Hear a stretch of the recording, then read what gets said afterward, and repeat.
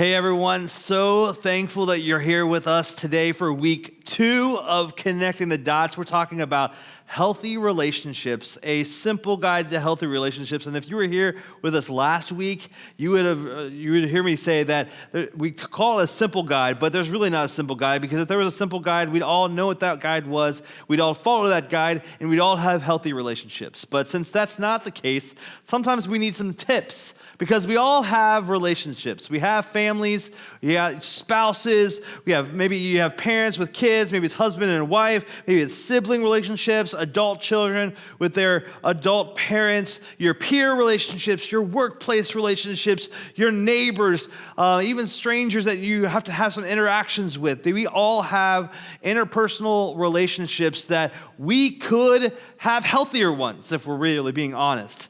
Some of our relationships are good, some of our relationships maybe not so good, and some of them might be downright explosive or broken. So today, what we're talking about, and throughout this whole series, what we're talking about is how can we have healthier relationships. Even the good ones that we have, if we were really honest, could probably be a little bit better. So this series is about the components that make up healthy relationships, and they are simple factors to say. They may be not so simple to apply to our lives. And we're diving into elements that create strong, healthy relationships no matter where you are on the faith spectrum. I actually believe that this is something that will be so super helpful for you in your life. Now, last week we kicked off this talk series talking about a major component to any relationship, and one that needs to be developed if it's going to be a healthy one, and that is communication. Communication. And our text verse that we looked at last week, we're going to spend all day today again on as well, is Ephesians chapter 4, verse 29. It says this: "Do not let any unwholesome talk come out of your mouths." Now that is that's power-packed right there. Just don't let it come out of your mouths. But what does Paul say? He says, "But only what is helpful for the building up of others according to their needs, that it may benefit those who listen." See, communication is essential for all of our healthy relationships. You engage in dozens of conversations daily, from logical interactions like getting your kids out the door on time in the morning to emotional matters like being a sounding board for a friend.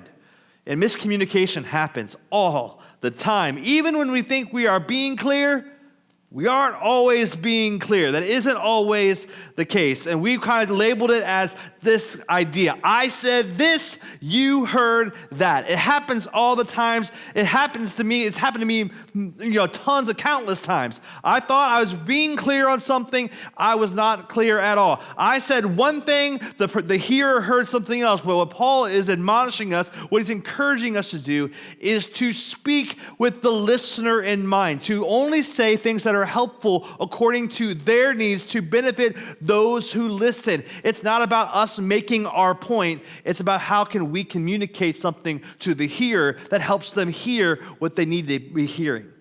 So I said this, you heard that. The same words land differently for different people. It's just true. We say one thing to one group of people, and it might be heard 3 or 4 or a lot more different ways. They land differently for different people. That's why good communication is about what Paul suggested, helpful for building up others according to their needs. We must learn to communicate in their language if we're going to lead others well. And last week we also talked about this. We need to learn to communicate in their language if we're going to love others well. And if you were here last week, if not, you can take a listen online at our website. But we talked a lot about temperaments, about how your temperament is something that you hear and you speak out of. Temperament is what naturally comes to you. It's this innate wiring, this unchangeable, like your fingerprint or your eye color. It's something that God created you to be. When someone engages you in conversation, you respond in this kind of native language that you have out of your temperaments. Why do the same words land differently for different people? Because of temperaments. Temperaments is how we know what their language is. And we have seen these 4 temperaments, this red, this blue, this green, this yellow, these things that we looked at last week, and they have some Greek names that you can go back and look at, but we're just going to look at them from colors this week. These 4 temperaments are each predisposed to speak and hear certain words. Now, it may be helpful to think of your temperament as your first and native language. And if you're not sure where you may fall, this may help.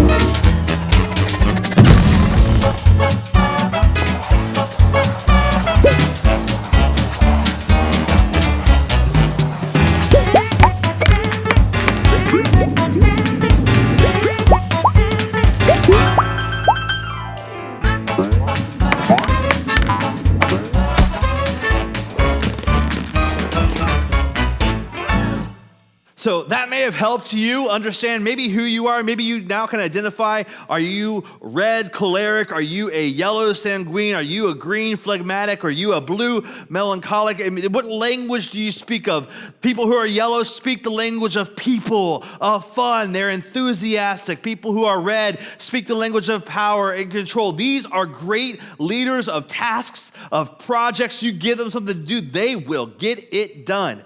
Blue is speak the language of perfection and order. They are a little bit more reserved when it comes to, they want to think before they talk. They want to process. They want to have all the information. But these are awesome people to have on your team. And green speaks the language of calm and harmony. They do not get stressed out. They remain calm in the midst of chaos. These can be great leaders of people. And so you may be one of these. You're one of these colors predominantly, and maybe you already know what that is. And so what I want to talk about today is how we can go a little bit deeper in understanding what our temperament says about us, what our strengths and what our weaknesses are, what we have to watch out for, what our innate needs are, and what does that sound like to us? Because words are powerful. And our intentions are usually good. When given the choice between helping and hurting people, we choose helping people. Most of us would choose to help, and yet we've all argued. We've all ignored some people. We've all interrupted. We've given unwelcome advice or untrue excuses. We've yelled insults or whispered rumors. In short, we've let unwholesome talk come right out of our mouths. Why? Because that's kind of how we're wired. Our temperaments are wired to speak a certain language. Our temperament has unique strengths and weaknesses. And your strengths are the very best version of you. And you are wired perfectly. That's what you need to understand. You are wired perfectly for the purpose that God has for you. Those strengths, though, have a counterpoint. You're also wired with weaknesses that have the potential to ruin relationships and derail your life.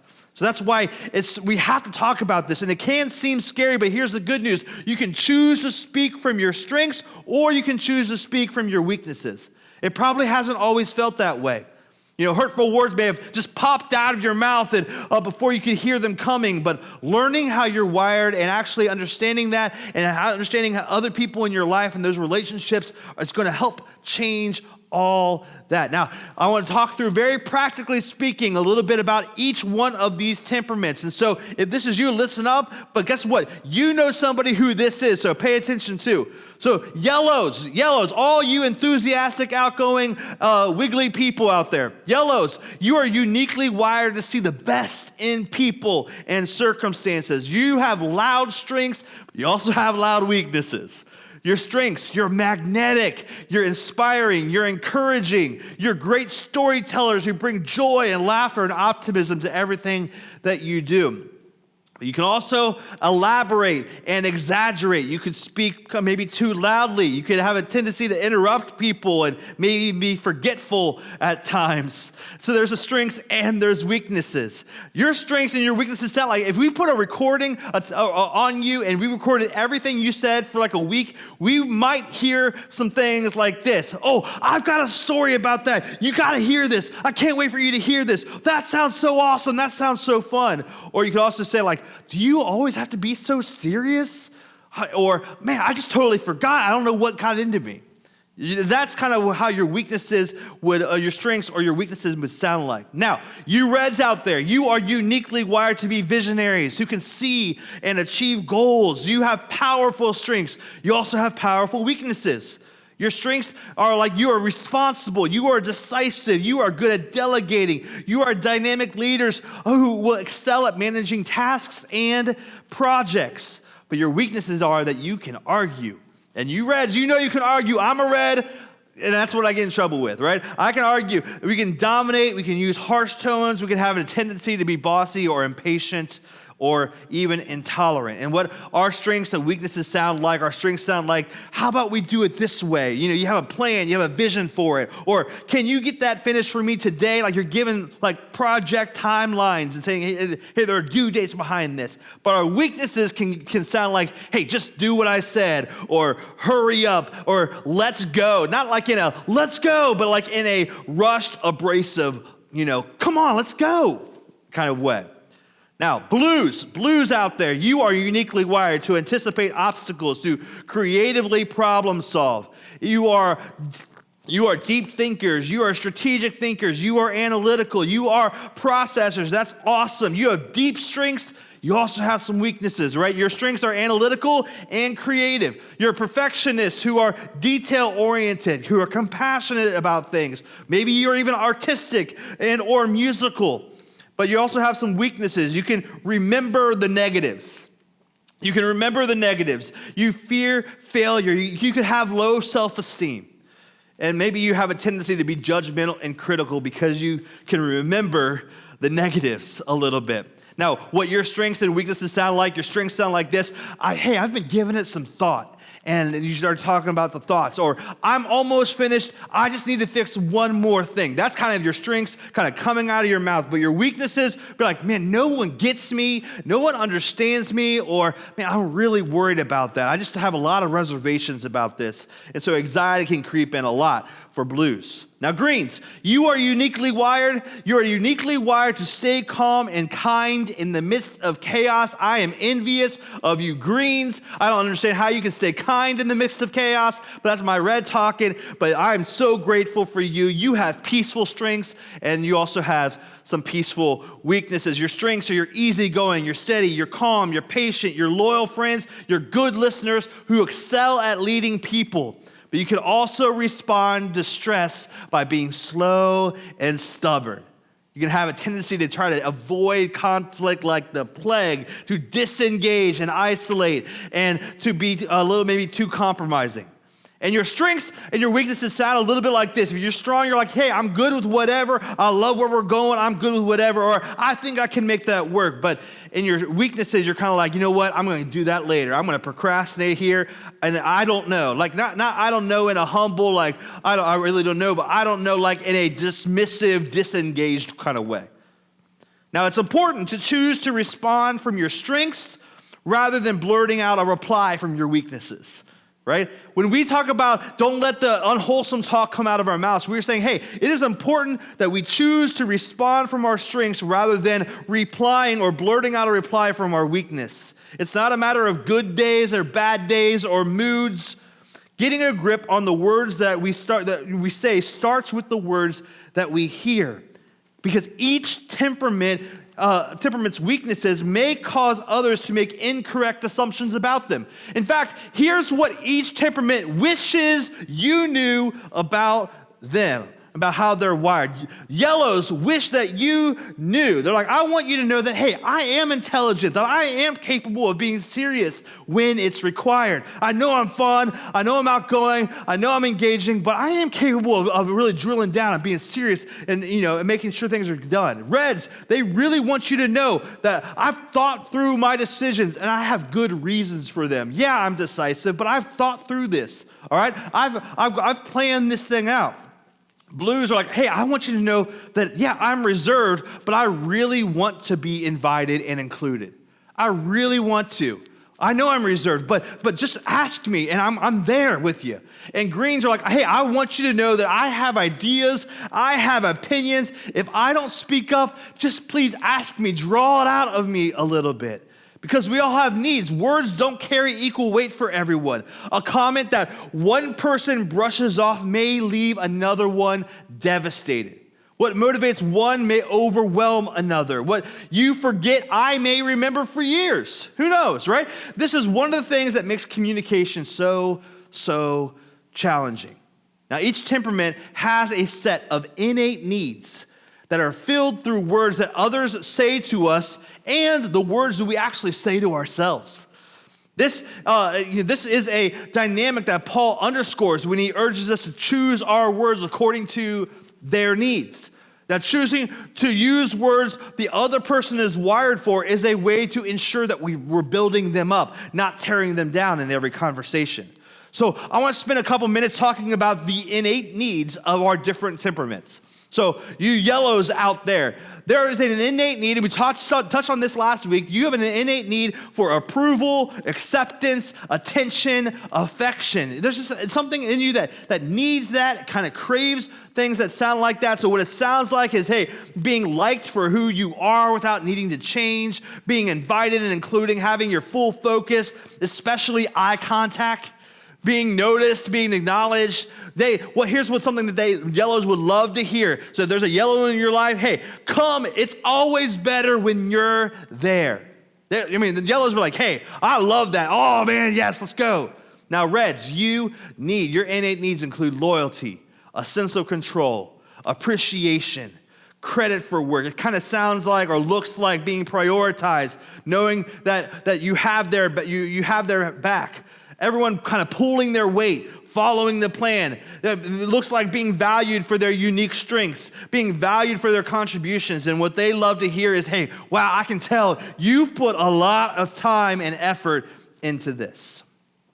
Now, blues, your innate needs include safety, security, support, sensitivity, maybe even space and silence. What it looks like or sounds like is being able to trust their surroundings and relationships. They need to know that they can trust that.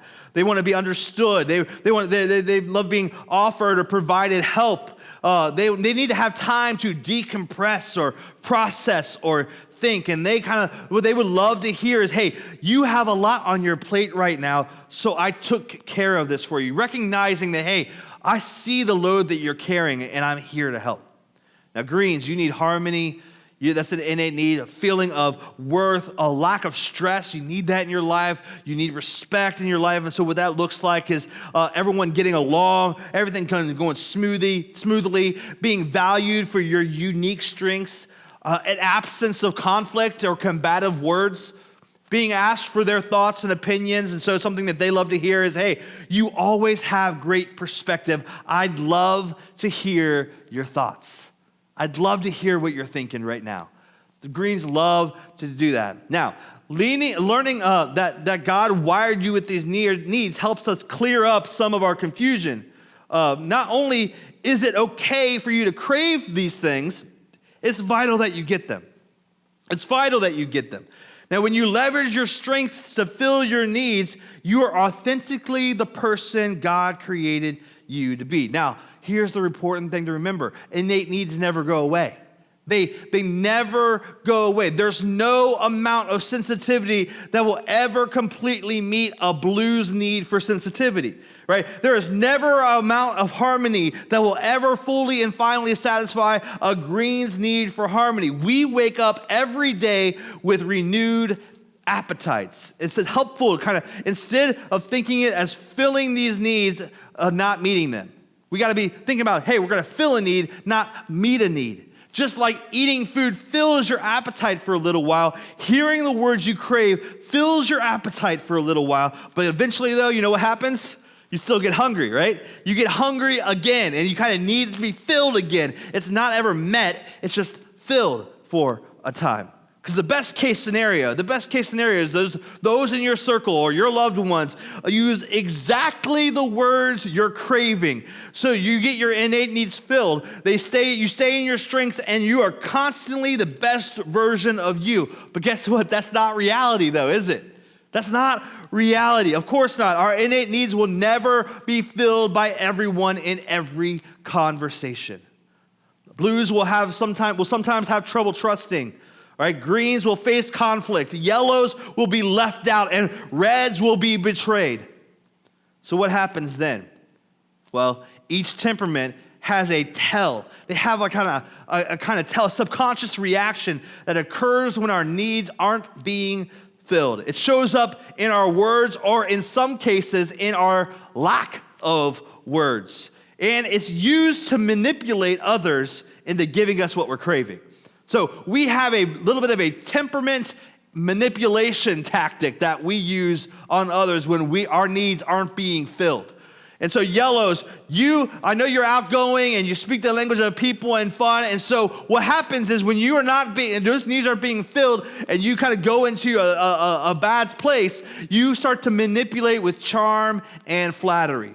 You start to elaborate or exaggerate or being over the top. You won't believe it. You got to listen to this, right? Or phony and excessive praise of others. There's a little manipulation that happens with charm and flattery when those needs aren't being filled in your life. With reds, when those needs aren't being filled, we manipulate, and I'm saying we because I'm a red, we manipulate with tone and volume. Tone and volume. There could be harsh or biting comments, or maybe even some angry outbursts. I'll just do it myself, or just we just get out of my way. I'm going to get it done. In blues, you manipulate with moods and silence. Like for blues, sometimes blues will say, "Hey, I'm using my silence. It's good that I'm not saying what I think what I want to say. I'm going to use my silence." But really, what you're doing is you're manipulating with your silence to kind of meet a need in your life. Being judgmental, being critical, self-deprecating, disengaged, unwilling to talk to or hear from others. Like, that'll never work. You're kind of dismissing a little bit. And so blues tend to manipulate with moods and silence. Greens your temperament manipulation includes procrastination and stubbornness.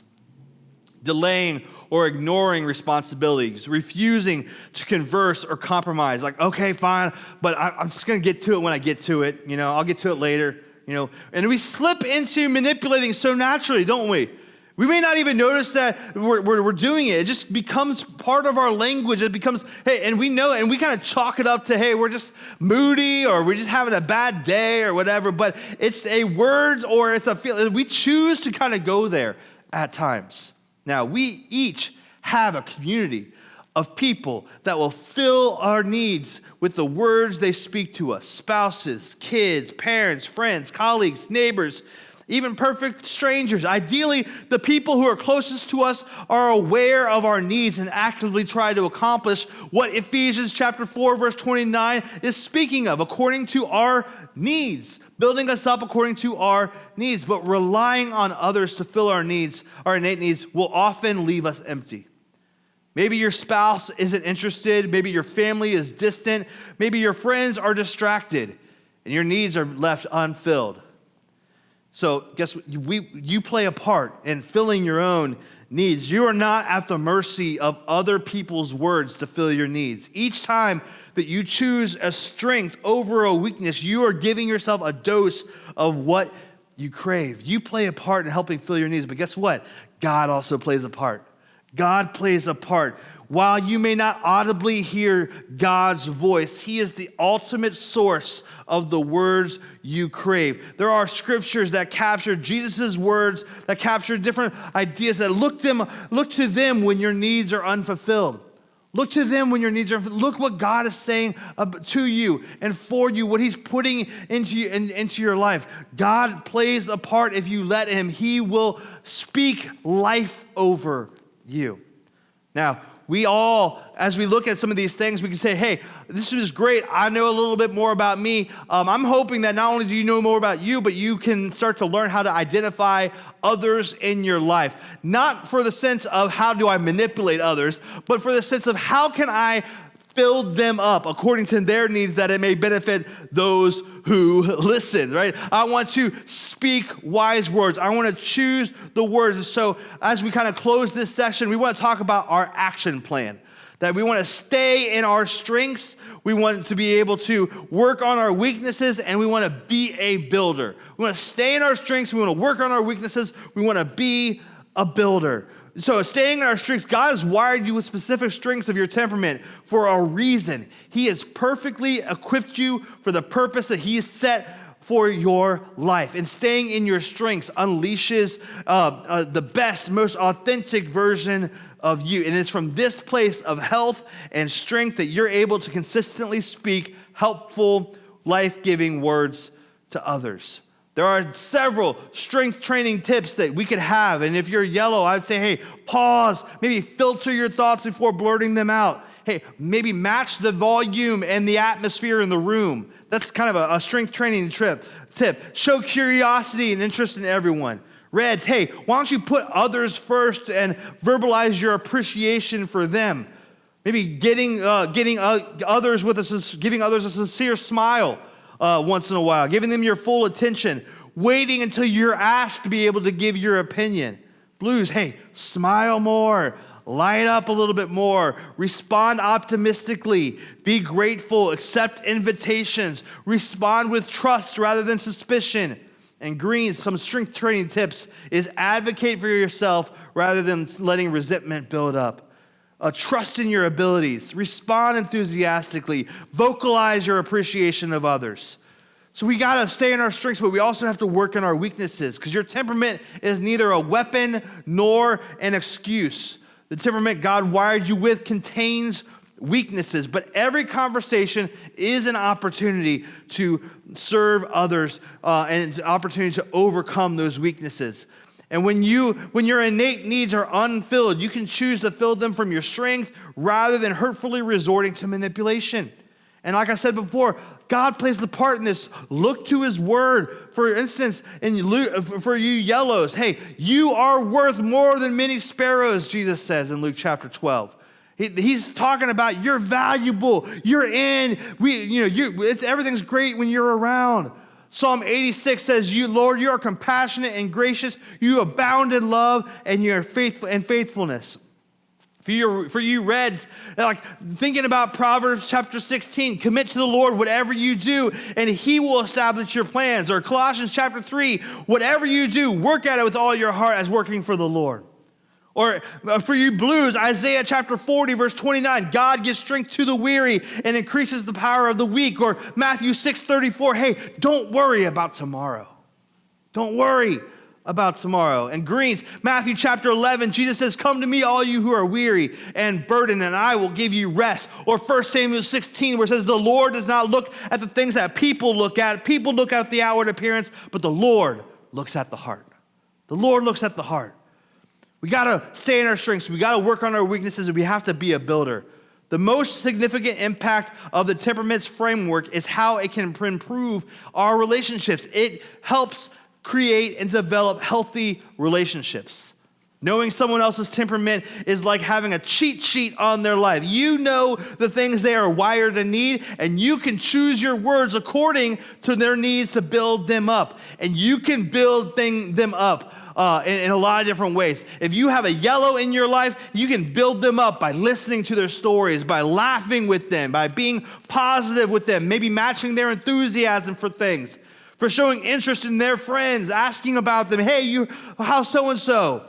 For the reds, if you have a red in your life, you can build them up by giving them something to be in charge of, or encouraging their intellect, or having their back, or speaking logically and realistically. Hey, if this happens, then this is going to happen, and then we're going to do this. Blues, if you have a blue in your life, hey, notice when they need support. Hey, you must be slammed right now. How can I help you? How can I help you? Hey, you can also build up a blue by keeping their secrets, encouraging their creativity, making eye contact with them when they're talking, believing in them. And you can build up a green by letting them do one task at a time, being kind in your criticism, asking their thoughts and opinions and feelings, encouraging their involvement and giving them time to process. But you can also tear people down with your words. You can tear down a yellow by being too serious, by demanding perfection, or consuming all their free time. You can tear down a red by making decisions for them, or not doing what you say you will do, or overlooking their work, or not asking for or respecting their opinions. You can tear down a blue by dismissing their emotions, by not giving them all the details, by changing the schedule, especially without notice. And you could tear down a green by expecting things to be done on your time frame, by pushing their involvement or interaction with others, just making it happen. Like, I already signed you up for this, you're doing it. Or mistaking their quietness for apathy. You can tear them down. See, communication is essential to healthy relationships. Translating the words that come naturally to you into the words that someone else is craving can be a little challenging. It may be overwhelming or awkward at first. You won't always get it right, but you will get better, and it will make a huge difference in your relationships. It will help you cultivate healthier relationships. But as Pastor Mark Batterson says, if you want to change your life, you need to change your words. Choose the right words to say. You see, God has wired you perfectly. God has wired you perfectly. Paul says in Ephesians chapter 2 that you are God's masterpiece. You have been created in Christ Jesus to do good things. You are God's masterpiece. He created you perfectly. You are perfectly wired by God. And my encouragement is that when it comes to developing good communication that we can have so that we can have healthy relationships is to use our words to reflect that beautiful truth in other people. Hey, you are God's masterpiece. How can I encourage you? How can I communicate things within the context of building you up according to your needs so that it may benefit you who listen? Speak what is helpful for building them up. Do that, and your relationships will be better. Let me pray for you. Father, thank you so much for today. Thank you for helping us understand a little bit more about who we are and who those in our lives are. Lord God, I pray that you'll just give us wisdom and insight and looking into how we can communicate better. And Lord, as we look at this, I understand that God, you've wired us perfectly. And maybe we walked into today, we're watching this and we're saying, hey, you know what? I'm not really sure about God. I'm not really sure that he had a plan for my life, but I just want to declare today that God has wired them perfectly, has wired you perfectly. And today you're saying, you know what? I want to make a decision to follow Jesus. This is the best time to make that decision because he has a plan and purpose for your life. He's wired you perfectly, and he wants you to have healthy relationships. So God, I pray that you will help us all develop better communication so that we can have healthier relationships. In Jesus' name we pray, amen and amen. Next week, we are talking a little bit about connecting the dots in week 3. But before I talk about next week, I do want to talk a little bit about this resource. You've heard me talk a lot about temperaments over the last couple weeks. A lot of what I said has come from this resource. It's from Kathleen Edelman. She is a master at communication, a psychologist. She has developed this resource called I Said This, You Heard That, How Your Wiring Colors Your Communication. This is an excellent resource for you you. Maybe it's for your family. Maybe it's for your life group. Maybe it's just for you to kind of go through and look at. There's an assessment in here where you can have and discover your own temperament if you don't know already. But I wanted to share that with you today so that you can kind of see that for yourself if you're wanting to dig more into what that temperament looks like and how you can help develop healthy communication. But next Sunday is week 3 of Connecting the Dots. We are taking a turn. We're going to look at a totally different component to healthy relationships, one that we desperately need to receive, we also desperately need to give. It's also one that makes the biggest difference, a huge difference in the health of our relationships. Do not miss next week. It's going to be so helpful for you as we learn to connect the dots and develop healthy relationships in our lives. Have a great week, everyone.